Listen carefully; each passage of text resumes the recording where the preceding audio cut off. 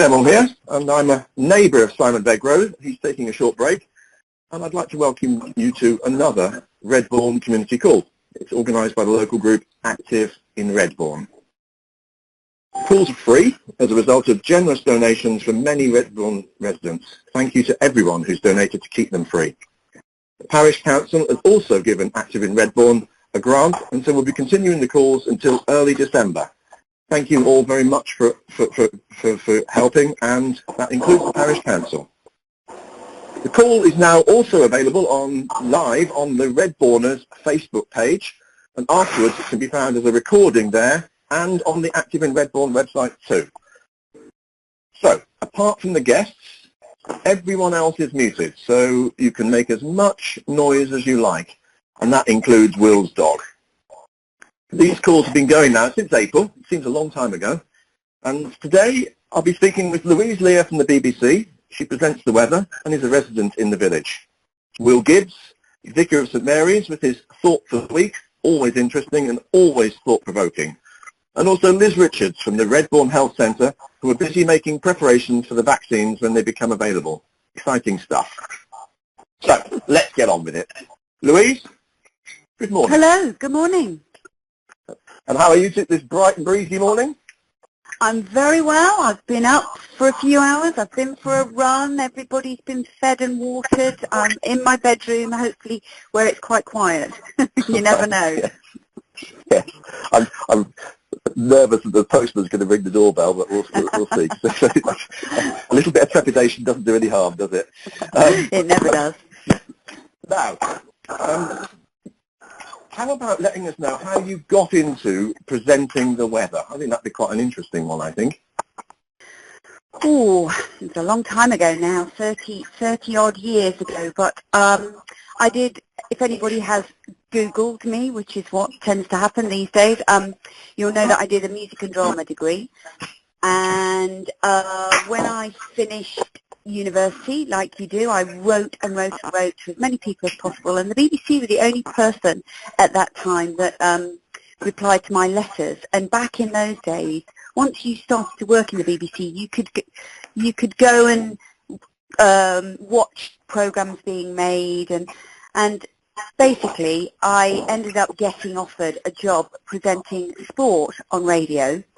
So for 3 years I worked doing radio reports, and as a holiday job I auditioned to do the weather on Central Television, and I got the job covering holiday. And just bizarrely, every time I got offered a different position doing sport, fate would have it that I got offered another job doing weather, and they just kind of came along. And then eventually, about 18 months into doing this, the Met Office advertised for the very first time for non-meteorologists with broadcast experience to go and work for the Met Office, and they would train us up with the meteorology. And I auditioned and got the job, and then the rest is history. I just fell in love with the weather and just thought, well, I must be quite good at this. I may as well learn what I'm doing and with the experts. And so at that point I was employed by the BBC, by the Met Office, who worked for the BBC, and then eventually we became BBC employees.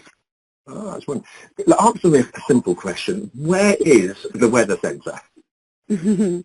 It used to be in that beautiful donut-shaped building out in Shepherd's Bush, White City, but they moved us about 5 years ago to the top of Regent Street. And if anybody's walked up to the top of Regent Street, there's that beautiful Art Deco building, which was old Broadcasting House, and they allowed the BBC to knock down a building and build a new Broadcasting House, and so the whole of the media centre, all the news, are based in that broadcast centre. Okay. Was it, when I found out we were neighbours, I thought, you work very hard. I'm listening to the shipping forecast in the morning, and there you are. Then you're on Radio 5, then you're on the news. Oh, goodness gracious, it's not an easy gap, that one, is it?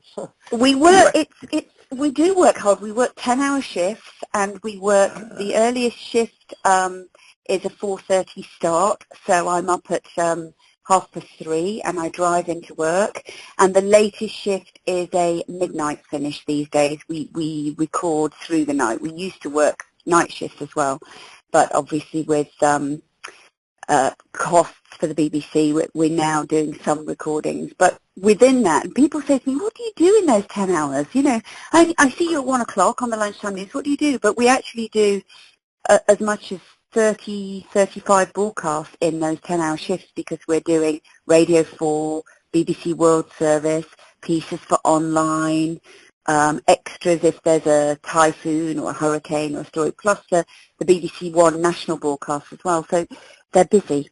They are very busy. Yeah, no. Well, it would have surprised, but it doesn't now, having paid more attention recently. Now, tell me about COVID. What has it done to your working day with the BBC? Well, actually, I was really impressed with the BBC. They were really on the mark straight away. I've worked in London right throughout the COVID issue, but the building capacity is now down to 10%.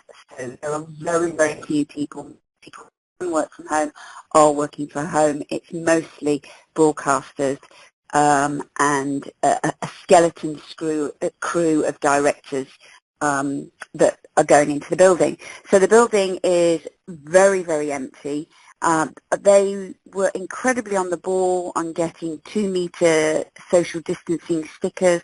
We had a temperature scanner straight away before I even heard that was possible. So, and it's been very safe actually. As I say, I've been driving into London since March. I mean, I'm lucky I don't have to go in on public transport, but the building is very, very safe. And we did at one point scale down some of the workload to make it easier, because obviously we don't have the same support staff with us. We have to make all our own graphics. We make all our own shows. It's all ad-lib. It's not on auto cue. So, and when we're doing the national broadcast, we're almost like in a little broom cupboard almost. It's not very glamorous, honestly. And it looks like an airline cockpit. There are lots of buttons, which my family think it's hilarious, because I'm rubbish at technology, and so it's my responsibility to press all these buttons to get the sound working, to get the camera working, to connect to BBC One National. And there is nobody, when I do the 10:30 weather at night, there is nobody in the weather centre except me. So if I don't press the right button, we don't go on air. It's hilarious. It's Yeah. certainly, the adrenaline is pumping, put it that way. Yeah, I can imagine that. It's wonderful. Yeah, I'm not technically gifted myself, so I have some sympathy with that. Now, I'm really very interested in your view. Obviously, COVID has had an effect on, or may in the long term. It had a short-term effect. What are the implications of COVID, do you think, on the climate? I know it's not weather, but I'm just interested because you know a lot more about it than most people.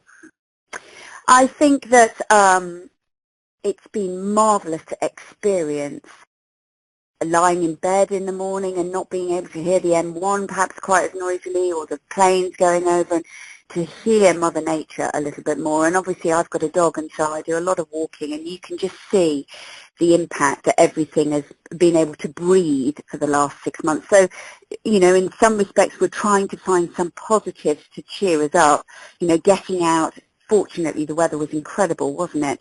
And a lot of people thought, was there a link between the fact that we're not using transport, we're not flying, and the weather? Well, I hate to say it, but no, there wasn't. And I don't think that COVID is going to have a dramatic impact on global warming and our climate, because potentially, hopefully, with the idea of a vaccine just around the corner, it is such a small blip. You know, in order to take climate seriously, you have to monitor weather situations over hundreds of years and factor in tiny degree changes in temperature, the wetter months more than not, you know, drier seasons. Yeah. So I don't think long term it's going to have a massive impact. It will allow Mother Nature perhaps to reboot, to restock a little bit, and to take note. But I've got this horrible feeling that, and in some ways a good feeling, that this time next year we will be back to normal, and we will be travelling and driving and flying, and you know, I think it is a tiny percentage of what we need to do in order to help save the planet. Yeah, I guess that also puts us in our place, because we're changing our behaviour, and actually the planet will go on being the major influence in what's happening. It would be nice to think, wouldn't it? You know, people that have started exercising, people that have started cycling to work. It would be great if we could try, once we get back to some kind of normal, to carry on with those good habits.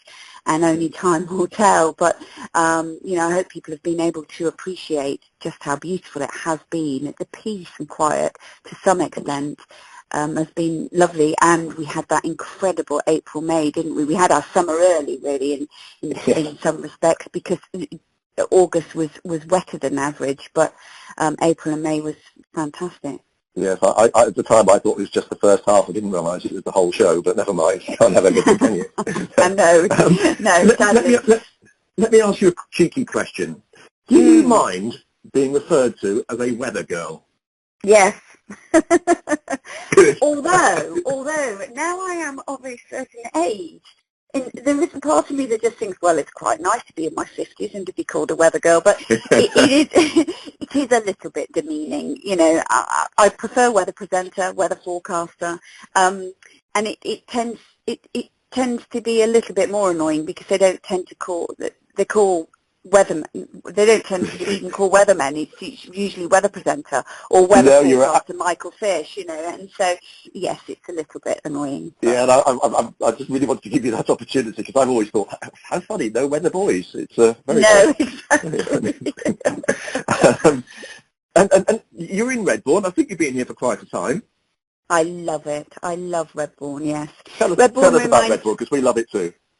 Well, I grew up in Leicestershire, near Loughborough, in a village called Quorn, which is very, very similar to Redbourn, actually. And we lived in London for over 15 years, and had got children, and wanted to move north of London to be closer to our parents, who were still in Leicestershire.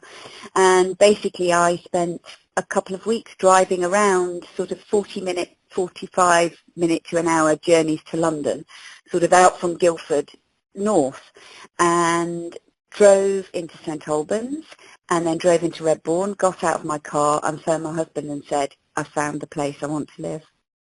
Brilliant. And we just love it. We love it. We love this. At that time, our children were 4 and 6. You know, they could play on the common relatively safely in comparison to where we were living in Bermondsey, right in the middle of the city in London. It was friendly. You know, we had to get used to the idea that when we were gardening at the front by the hedge, it would take us twice as long, because everybody stopped and talked. I mean, you know, that's lovely. I love it. I love the fact that the shops are so close at hand. It's nice. And actually, when the builders came to do some work on our house, they couldn't believe at that point that the post office still closed on a Wednesday after closing, because they were all Londoners, and they said Redbourn reminded them of an episode of Midsummer Murders, which just made us giggle. I'm not quite sure about that. It's nothing like that. But yeah, it's lovely. I'd settle for a modern Amberage, but not Midsummer Murders. No, thank you. Louise, no, we're very happy here.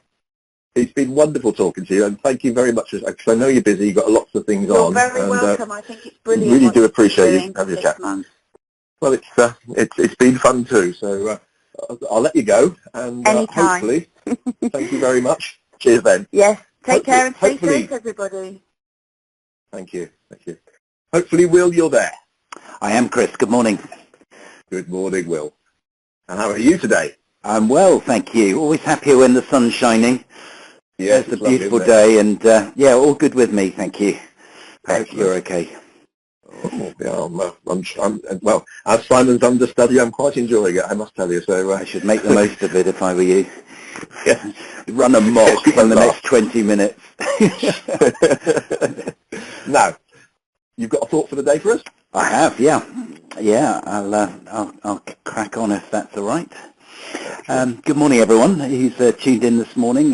Good to be back. It's slightly safer territory than doing an outside broadcast from the War Memorial, so it's good to be chatting to you from the Vicarage study. One of the things that's marked COVID for me has been doing a lot of the school pickups and drop-offs for our two girls. The usual arrangements aren't possible, and I didn't really want them on a public bus unless there is no other option. So with the schools keeping the pupils in different bubbles and staggering the start and finish times of the school day so they don't mix, it has been something of a logistical nightmare to work out who needs to be where, at what time, and on which day. But I've not left anyone behind yet, or been in the wrong place at the wrong time. It just punches holes in busy days. My record was 4 journeys there and back to Harpenden in a single day. Mostly it has been fewer, thank goodness. But as I go back and forth, it has meant that I'm making the same journey over and over again, and it has meant that I've noticed things that I wouldn't have noticed if I'd passed that way less often. Your eyes sort of become conditioned to the sights, and you notice anything that looks different after a while. The lovely changing autumn colours have been spectacular this year. Or are they always spectacular, but I've noticed them more this year? I can't decide. But in amongst the colours, I've realised that as we go round the bypass, we actually see, in 2 different locations, 2 apple trees on the verge near the hedgerow. One on the stretch between the roundabouts of St Albans and Harpenden, laden with large golden delicious, and then at the very start of the hill to Harpenden, on the left, a tree with small but very tasty red apples. They are delicious, and I've tried apples from both trees because I was curious and went back to explore. Perhaps you will spot these 2 apple trees when you next pass that way. I guess they both ended up growing where they are for the same reason. Not because somebody strategically planned and planted an apple tree in that spot, but because somebody threw an apple core out of their car window and it took seed and grew. It rather reminds me of the story of Johnny Appleseed from my childhood.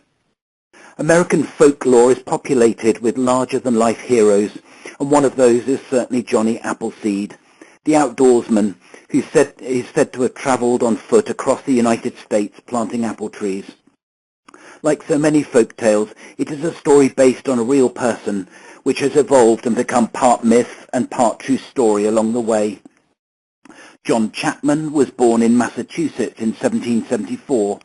Little is known about his early life except that his mother died when he was young, and that his father fought in the American Revolutionary War. He planted his first apple tree nurseries in the Allegheny Valley in Pennsylvania around 1798.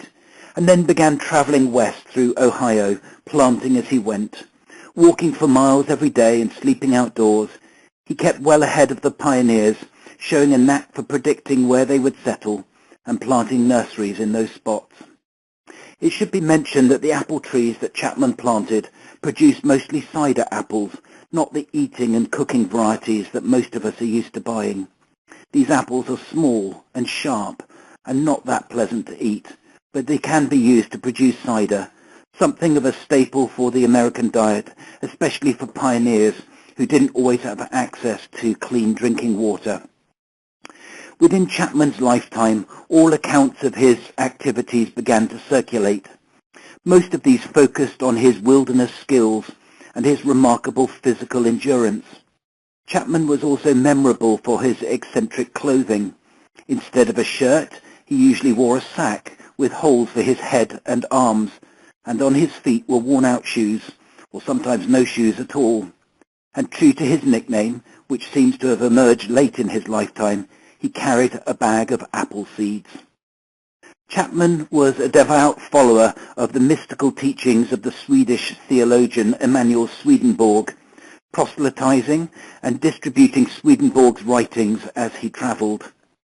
To the rugged pioneers he encountered on his travels, Chapman's insistence on treating all animals with kindness, even mosquitoes and rattlesnakes, in keeping with the Swedenborgian doctrine that the life of religion is to do good. Well, that must have seemed very unusual to them. Chapman died in Fort Wayne, Indiana in 1845, having planted apple trees as far west as Illinois or Iowa. An idealized portrait of his life soon began to take shape, in which Johnny Appleseed served as a kindly, benign symbol of the European settlers' conquest of the American continent. This version first reached the nation in an 1871 article in Harper's New Monthly magazine by the preacher and journalist W.D. Haley. There were significant departures from the facts of Chapman's life in this article and in others that came after it. In 1948, Walt Disney produced an animated version of the life of Johnny Appleseed that further consolidated his idealized image for post-war America. The Disney version emphasized his Christian faith, depicting him as striking out into the wilderness, armed only with his Bible and a bag of apple seeds. The cartoon avoided mentioning that Chapman was a Swedenborgian and not a follower of a mainstream Christian denomination. But I remember Johnny Appleseed from my childhood through a song rather than a story. My mum was a Girl Guider, and every year as a young lad I would accompany her along with my siblings as she and a friend took a group of guides on summer camp. And one of the highlights of those camps was always the campfires and the singing. And one of the songs that featured regularly round the campfire was the song of Johnny Appleseed. I'll spare you the experience of my singing, but these are the words. Oh, the Lord's been good to me, and so I thank the Lord for giving me the things I need, the sun, the rain, and the apple seed. Oh, the Lord's been good to me. Oh, and every seed I sow will grow into a tree, and someday there'll be apples there for everyone in the world to share. Oh, the Lord is good to me. Oh, here I am 'neath the blue, blue sky, doing as I please, singing with my feathered friends, humming with the bees. I wake up every day as happy as can be, because I know that with his care, my apple trees, they'll still be there. The Lord's been good to me. It's a lovely song of true thankfulness, and it reminds us that even when things are tough, there will always be things to be grateful for and to appreciate. That might be a good thought for us as we struggle with this latest lockdown. For, just like the apple cores that were thrown out of the car window, something that was rubbish can still become fruitful. Yeah.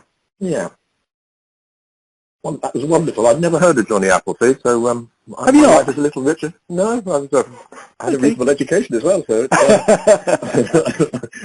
I'm feeling a little left out. I have to say, Newton had a good use for an apple, so I can take your points about this, and I'm certainly going to use the there's no clean drinking water article when I'm drinking cider from now on. That sounds like a good... Absolutely, Chris. That's your story and you're sticking to it. Exactly. And let's just hope we don't have... I'm looking forward in about 10 years' time to a COVID mask tree on that bypass. Let's hope that doesn't happen. Brilliant. Will, thank you very much. It's wonderful. You're welcome. My pleasure as always. Thanks, and I'll be talking to you soon. Thank you. Okay. Bye. Cheers. Liz. Good morning. Hi. Thank you for your patience. No problem at all.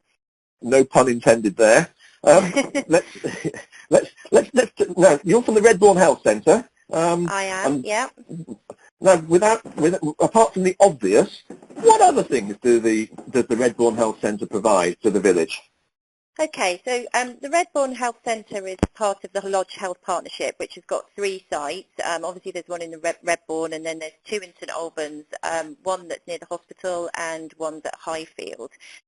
Patients are registered with the Lodge Health Partnership, so they are free to go to any site that they want to. I mean, they'll obviously have their preference, but if there is a sooner appointment with who they want to see, then they are able to go to another site if they want to.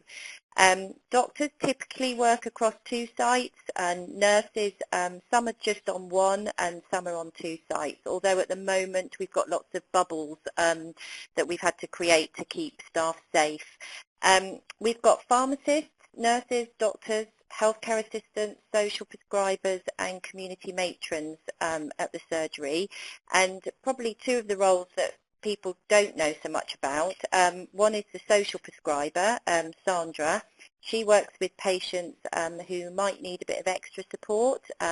She can visit them at home, she can talk to them on the phone, and she puts them in touch with other organisations or just helps them to navigate things. For instance, they may have had an appointment with instructions through from a hospital and they just don't understand what they have to do, and so she's very willing and able to help patients to navigate the NHS systems if they're struggling, or to put them in touch with community organisations, which during COVID I know has been really important because obviously many patients have been more isolated, and she's been able to bridge that gap a little bit.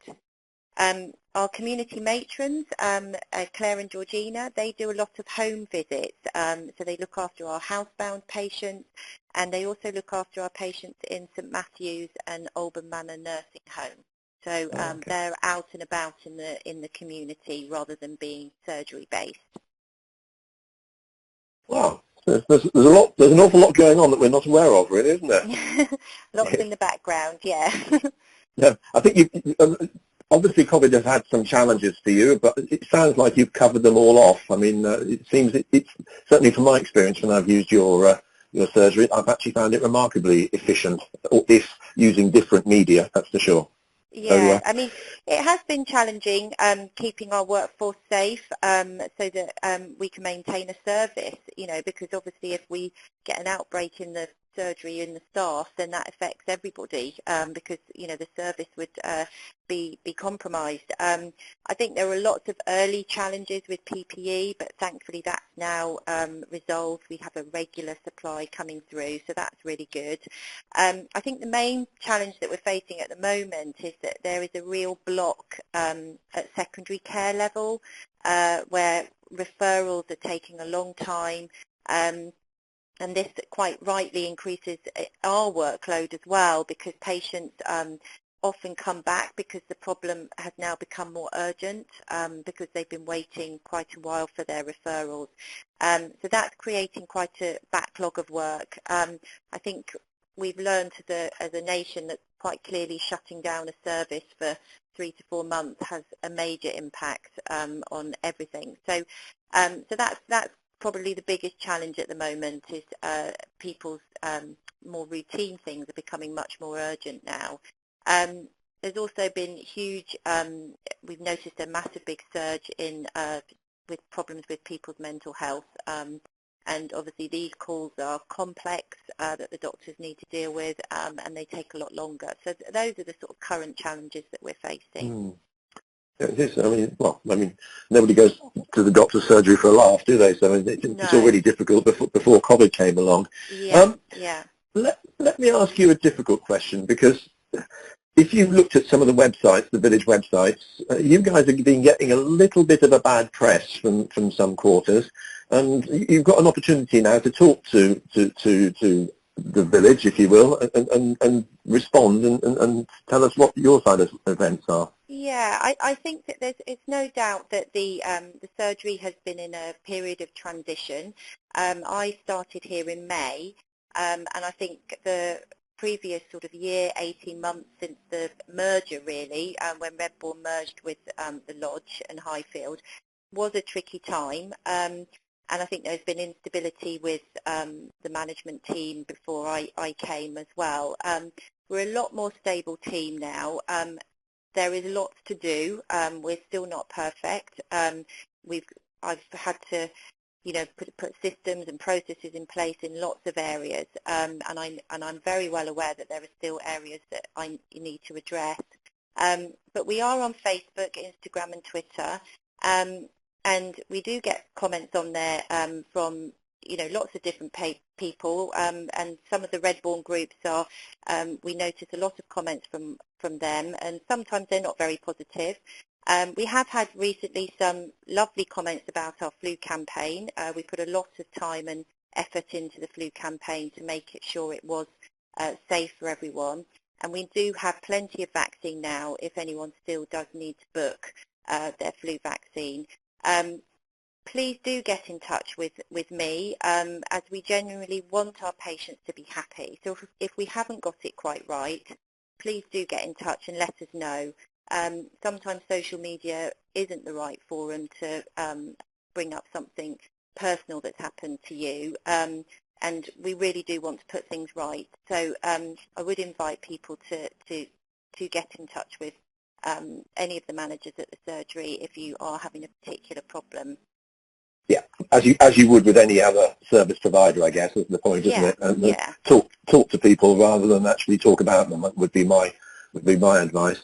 I have to say, if there were a competition for Receptionist of the Year, I would be putting Bronwyn on that front. Oh, she'd be nominated. Yeah, you let her know that, and you give her a pay rise too. Her smiling face lights the place up whenever you see her. So yeah, she works very hard. Yeah, and certainly my experience has been wonderful with the health centre, sorting things out quickly and professionally, which actually I really did like. Liz, thank you very much. I'm hoping you've been able to get all the points you wanted to make across, and let's keep in touch. Yes, definitely. Did you want me to say anything about the COVID vaccine, or have we run out of time? Oh, we haven't run out of time. I've just run out of competence. So we can just mention the COVID vaccine very quickly. No problem. I just thought people might be interested to know what's going on in the area. So you've probably seen in the media that there's two types, or three actually now, although I don't think the UK has bought very many of the third type. So the two types that are sort of coming to us are the one from Pfizer and the one from AstraZeneca.